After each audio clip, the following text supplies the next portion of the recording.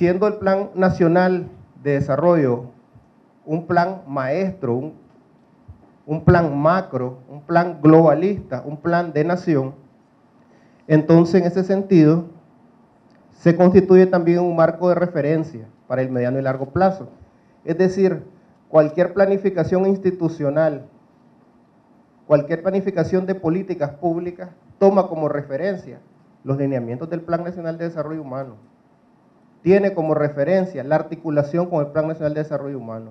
Aspiramos realmente a que el Plan Nacional de Desarrollo Humano tenga una estructura holística, es decir, una estructura interdependiente, es decir, que sea una estructura integral, que logre desde el punto de vista de su diseño, pero sobre todo de su implementación y de la mentalidad, la visión de los tomadores de decisiones en los diferentes niveles, desde la escuela, el municipio, el departamento, el nivel central de cada institución y las diferentes expresiones comunitarias y de movimientos sociales, que la gente logre mirar en el Plan Nacional de Desarrollo Humano un referente en el cual puedan ver las interacciones entre lo que sucede en un área del plan tiene implicaciones en el otro.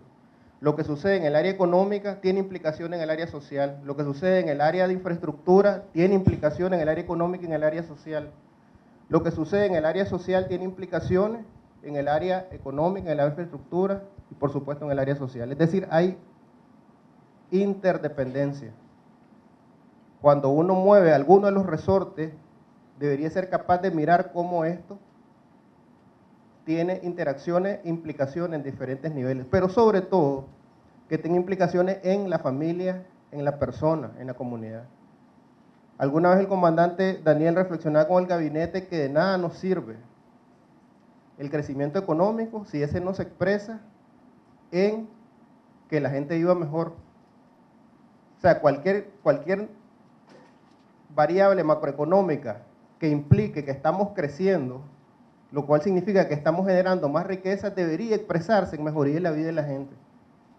Que hay más inversión para mejorar la infraestructura de los hospitales, y los centros y los puestos de salud, que hay más inversión para las casas maternas, que hay más inversión para mejorar las condiciones del aprendizaje, la calidad de la educación, la infraestructura escolar, que hay más posibilidades de que la gente tenga calles para el pueblo, que hay más posibilidades de hacer inversión en la reconstrucción productiva de los pequeños, los micro, productores rurales, etc. O sea, un planteamiento de nosotros es que no solo es interactivo, no solo es interdependiente, sino que además todo lo que se haga en el plan debe tener como fin, como centro, la comunidad, la familia, la persona.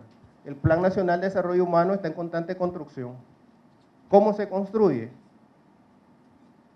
Dando participación protagonista a las personas, desde los diferentes sectores, desde las diferentes expresiones organizativas, desde las diferentes instituciones. Por lo tanto, es la viva voz del pueblo, verificando, observando, actuando, haciendo protagonismo, lo que realimenta los ajustes que sobre la marcha necesita el plan. En general se dice en gestión estratégica que un buen plan debe ser ajustado en su implementación, porque si es necesario ajustarlo, quiere decir que se está llevando a la práctica. Y se dice que un mal plan no hay que estarlo ajustando, sino hay que estarlo cambiando a cada rato. Entonces, aún los mejores planes necesitan siempre, y es sano, que sean planes vivos. Lo que observa, orienta el presidente Daniel es que debe ser un plan vivo construido con el pueblo, desde el protagonismo del pueblo, no desde escritorios, no desde expertos, que son necesarios, pero que son complementarios.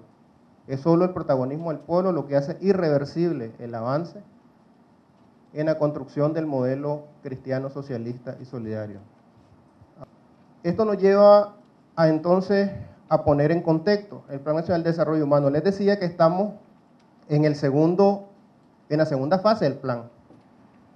El plan 2007-2011 ha sido revisado, ha sido validado las rutas que necesitaban ser ajustadas para su continuidad, mejoramiento, y han sido agregadas algunas otras, sobre todo la línea número 9, que es referida a conocimiento, ciencia y tecnología, que nos disponga a que con protagonismo nuestro pueblo, nuestros jóvenes, nuestros profesionales, nuestros técnicos accedan al dominio de la ciencia y la tecnología en función de la construcción de los intereses del país.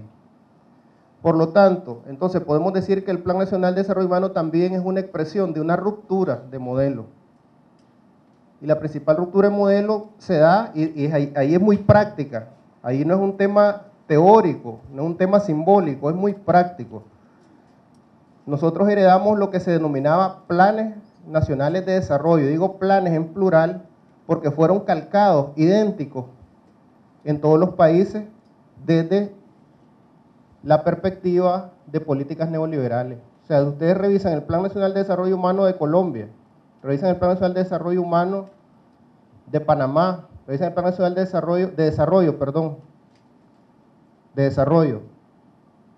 Plan Nacional de Desarrollo, que le denominaban los gobiernos neoliberales en toda la región latinoamericana, y ustedes se van a encontrar dos coincidencias. Uno, que ninguno fue elaborado desde la estructura nacional, porque precisamente las políticas neoliberales eliminaron la capacidad nacional para planificar en todos los países. Desde el avance eufórico de las políticas neoliberales en el área, en los años 90 se eliminaron los ministerios de planificación y toda la capacidad planificadora. Y se le asignó esta a expertos internacionales que desde los ejes ideológicos y de poder de las políticas internacionales neoliberales, del capitalismo salvaje, ponían en el centro al mercado. Por lo tanto, se comenzaron a estructurar planes nacionales de desarrollo idénticos. Generalmente todos iban dirigidos a abrir los mercados por medio de diferentes instrumentos, entre ellos el enigmático de los tratados de libre comercio, y desde esa manera convertir mercados globales con grandes compañías oferentes globales. Por lo tanto, había que desmontar todas las capacidades proteccionistas de los países y dejarlos todos con una regulación internacional que beneficiara a los grandes mercados globales.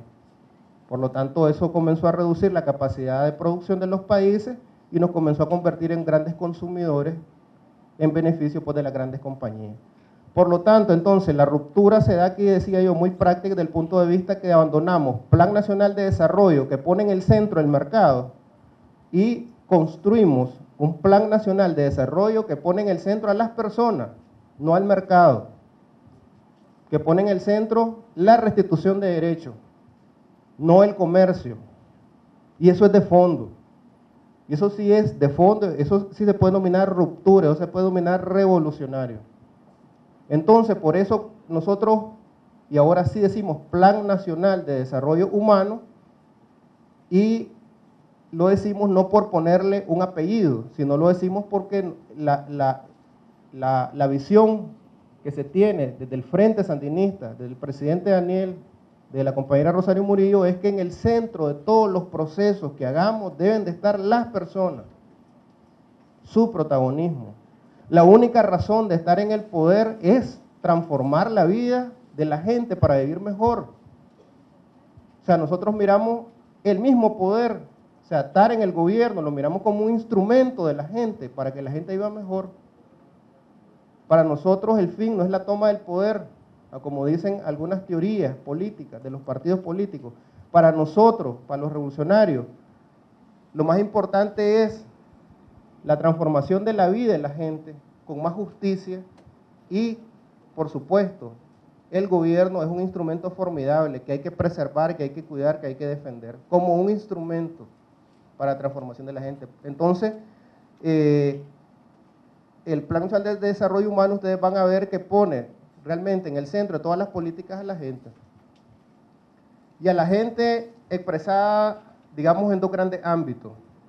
La gente en una ruta de vivir cada vez mejor, paso a paso, poco a poco, porque todavía los indicadores internacionales nos ubican como el segundo país más pobre de la región después de Haití, nos siguen aunque hemos venido reduciendo los niveles de pobreza extraordinariamente. El Plan Nacional de Desarrollo Humano se construye en relación a 12 lineamientos. Estamos entrando, como quien dice, a la estructura del plan. Entonces, la columna vertebral del plan está sostenido sobre 12.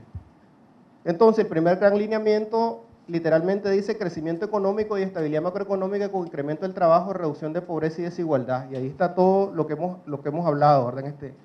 en esta introducción. Una economía que sigue creciendo, que no solo se constituye en economía de más crecimiento de Centroamérica, sino en una economía menos desigual en la redistribución de la riqueza. Y en eso estamos avanzando también.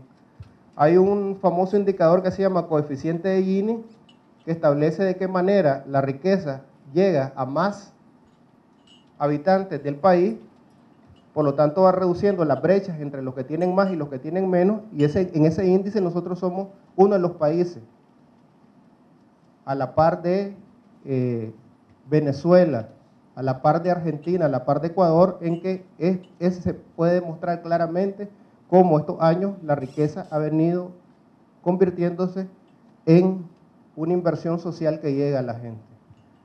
Luego, el segundo alineamiento habla del fortalecimiento de la gran alianza entre los trabajadores, los productores y el gobierno, y esto es cohesión social.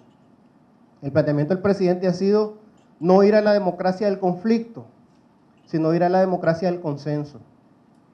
Porque hay una democracia donde todos tenemos deberes y derechos, voz y voto, para estar en conflicto. Pero nosotros estamos convocando, y ha sido uno de los grandes aportes realmente en la dirección del comandante Daniel Ortega, de convocar a los consensos, de poder sentar en la misma mesa al COSEP, a los movimientos sindicales y al Ministerio del Trabajo, en una triada donde la gente dice que no salimos hasta que nos pongamos de acuerdo. Luego, el segundo alineamiento habla del fortalecimiento de la gran alianza entre los trabajadores, los productores y el gobierno, y esto es cohesión social. El planteamiento del presidente ha sido no ir a la democracia del conflicto, sino ir a la democracia del consenso. Porque hay una democracia donde todos tenemos deberes y derechos, voz y voto, para estar en conflicto. Pero nosotros estamos convocando, y ha sido uno de los grandes aportes realmente en la dirección del comandante Daniel Ortega, de convocar a los consensos, de poder sentar en la misma mesa al COSEP, a los movimientos sindicales y al Ministerio del Trabajo, en una triada donde la gente dice que no salimos hasta que nos pongamos de acuerdo. El tercer lineamiento es de política exterior y cooperación externa, soberana, independiente, abierta a todos los países del mundo en combate a la pobreza y en beneficio de las familias nicaragüenses. Y aquí lo que se recoge prácticamente es: Nicaragua se abre a relaciones respetuosas con todos los países del mundo. Nicaragua apuesta a la multilaridad, no un mundo unipolar, sino un mundo multipolar, donde diferentes grupos económicos, culturas, modelos puedan coexistir pacíficamente, en respeto. Por lo tanto, nosotros apostamos a todas las alianzas internacionales que reflejen esto. Tenemos una cuarta que especifica la integración centroamericana, la unión de la Alianza Bolivariana y la articulación latinoamericana y caribeña a través del CELAC. La quinta línea del Plan Nacional de Desarrollo es seguridad ciudadana y lucha contra el narcotráfico y el crimen organizado, y ahí está todo lo que se está trabajando con las Fuerzas Armadas, con la Policía Nacional, con los comités de prevención del delito, con las comisarías diferentes, entre ellas la Comisaría de la Mujer, que lo que buscan es una reconstrucción social. La sexta línea habla del desarrollo integral de la costa caribe, y reconociendo la autonomía se plantean todos los ejes que deben de apuntar hacia la transformación de la costa caribe, desde su identidad, desde su autonomía, desde su realidad multicultural. La séptima línea del Plan Nacional de Desarrollo es la gestión pública participativa y democracia directa, y ahí el planteamiento es la construcción de una serie de instrumentos que permitan que el poder realmente resida en la participación protagonista de la gente. Luego tenemos el bien común y la equidad social de las familias nicaragüenses, Y aquí el planteamiento es que nosotros deberíamos de tener instrumentos que permitan que se haga reconstrucción productiva, sobre todo de las familias, sobre todo de los productores micro, pequeños, medianos. Luego, bueno, en ese mismo punto 8, están concentrados también otras políticas sociales. Ahí tenemos las políticas que tienen que ver con educación, con salud, las políticas que tienen que ver con vivienda, las políticas que tienen que ver con infraestructura social, con construcción de carreteras, puentes, caminos productivos. ENA 9, les decía, esta es una línea que se agrega para este periodo, es ciencia, tecnología, innovación, emprendedurismo para transformación de Nicaragua. Y lo que se subraya es que nosotros tenemos que tener acceso para el dominio de la ciencia y la tecnología, pero que, ojo, debería ser el acceso y el dominio de la tecnología pertinente a las realidades territoriales y a nuestros esfuerzos de futuro. ¿Qué queremos decir con esto? Que nosotros necesitamos tener acceso a ciencia y tecnología, pero no a cualquiera. Si estamos en una región que es de vocación agrícola, nosotros deberíamos tener ahí pertinentemente, alineado con la realidad de ese territorio, deberíamos de tener nosotros formación para incrementar la producción. Luego en el punto 10 tenemos el sector productivo priorizando la economía familiar, comunitaria y cooperativa y la soberanía y seguridad alimentaria. Ya hemos hablado de esto, ¿verdad? Se enfoca en que las políticas puedan no solo llegar a la economía en general, sino que sean políticas que explícitamente se dirijan hacia la pequeña, mediana y micro producción, tanto rural como urbana.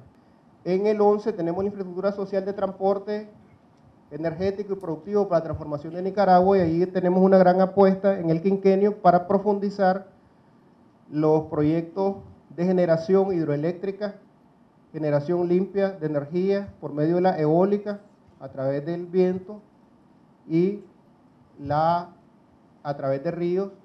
Hay una serie de apuestas para la transformación de la matriz energética que nos haga cada vez más ser menos dependientes de los hidrocarburos, de los combustibles fósiles para la generación de energía, lo cual abarata la producción, pero también la hace más limpia y la hace sobre todo más sostenible.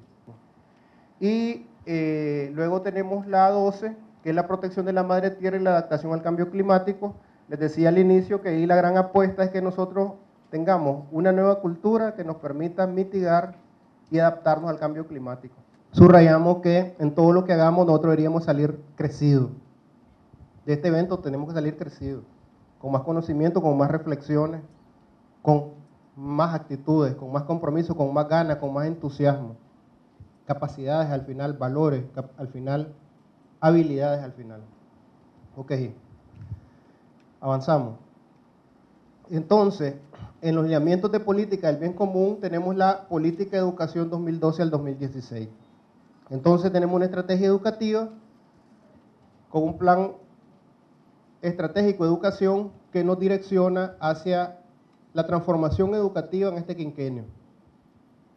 Subrayo, transformación educativa. La transformación es evolucionaria, pasa de un estado a otro. Fíjense bien que no estamos hablando de mejoramiento, estamos hablando de transformación educativa. Y la transformación educativa sobre todo es de las personas. Todo lo demás son medios. Las políticas, los materiales, los ambientes escolares, los textos, todo al final es medio. El fin es transformación en mejores humanos, en gente que tiene calidad de aprendizaje. Entonces, el planteamiento es que se continuará garantizando y fortaleciendo el derecho de la población a una educación gratuita en el marco del modelo de desarrollo del país. Y la transformación educativa, nosotros la apostamos a través de 3 grandes direcciones para el mediano y largo plazo. 3 grandes ejes sobre los que gira toda la estrategia educativa. El primero es cobertura con equidad y justicia. Y lo que estamos diciendo ahí es que la transformación educativa se hará en función de que la educación llegue a todas y a todos, pero con equidad y justicia. ¿Por qué con equidad y justicia? Porque eso significa que no es que llegue a la educación nada más donde hay más de 15 niños en preescolares. Si en una comunidad, en un poblado, en un caserío, solo hay 10 niños, ahí sería injusto que no se abra un preescolar ahí, porque supuestamente no hay suficientes niños. Entonces no es solo cobertura, es con equidad y justicia.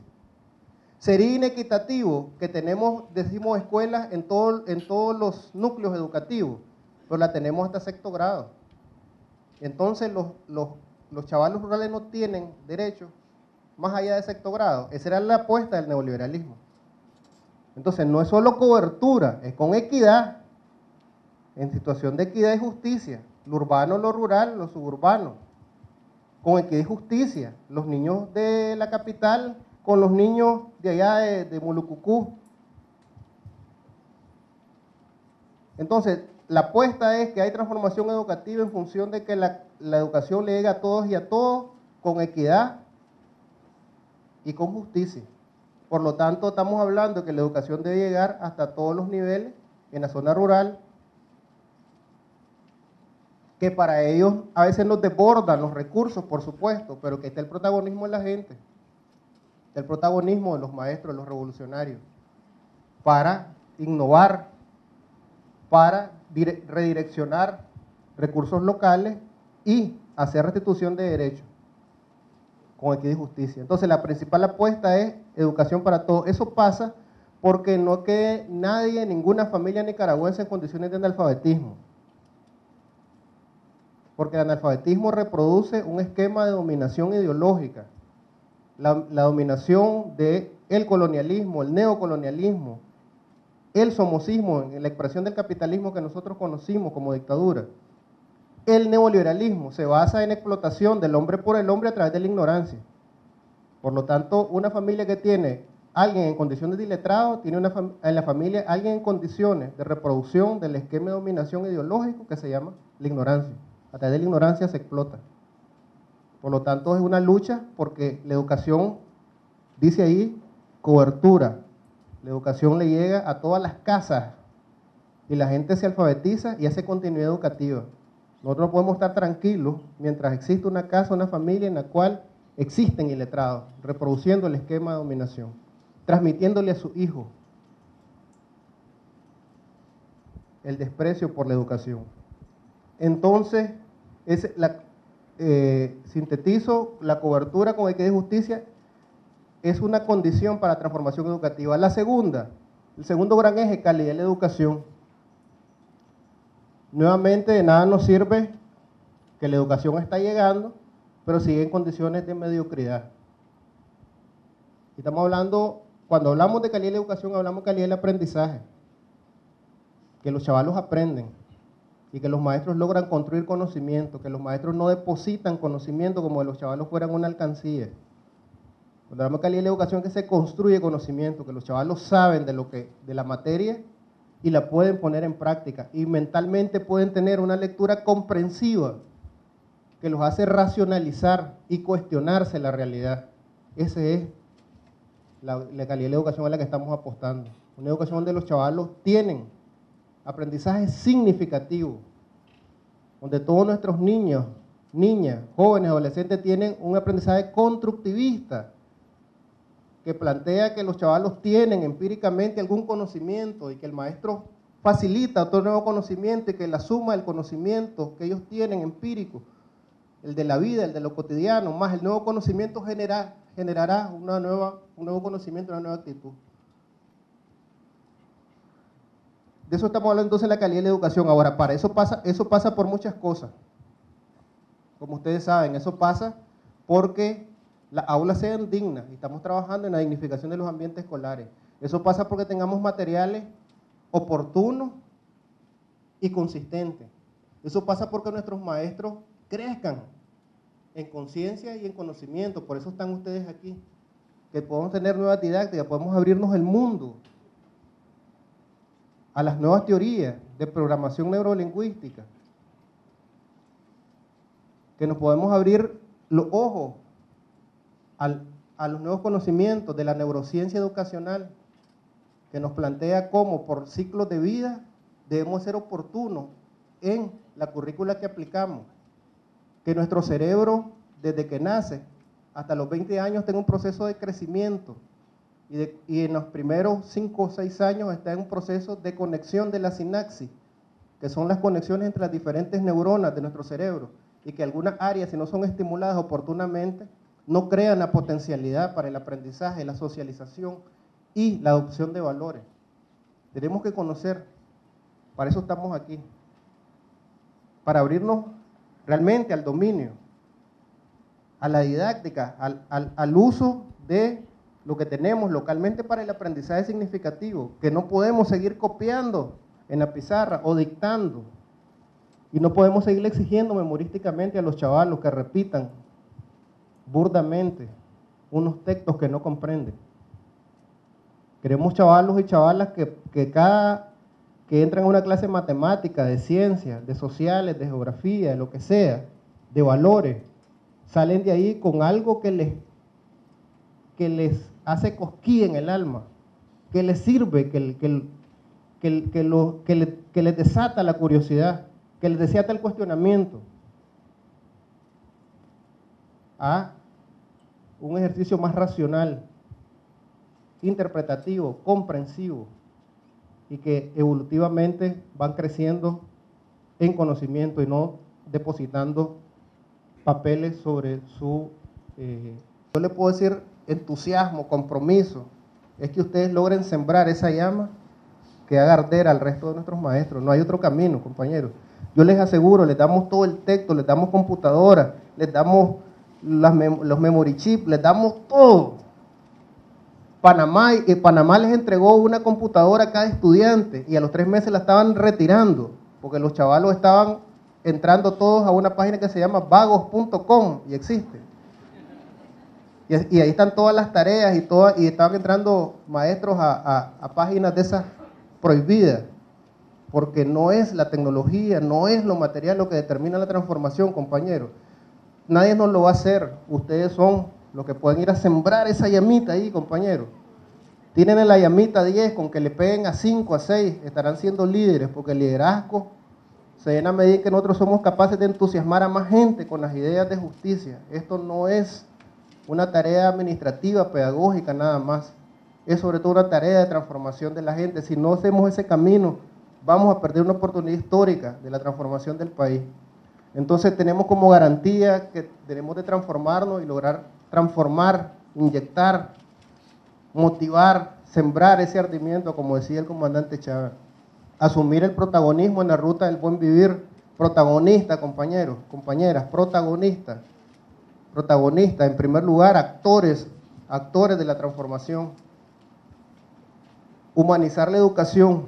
Garantía de esto, al final de toda esta plática y de todo este diplomado y de toda la historia y de todos los años que vienen, humanizar estudiantes que salen más humanos, entran a nuestra aula y salen mejores seres humanos. Estaremos humanizando la educación, estaremos creciendo en el modelo que nos hemos propuesto y por lo tanto hacerlo evolucionar. Con esa reflexión nosotros cerraríamos, compañeros, instándole nuevamente, lean. Esto no es suficiente, lo que queremos aquí nada más explicarles la lógica. Hay un material que se les va a entregar síntesis como de 30 páginas, pero yo espero que al menos 9 de cada 10 de ustedes se lean el Plan Nacional de Desarrollo Humano. Y pronto. Muchas gracias, compañeros.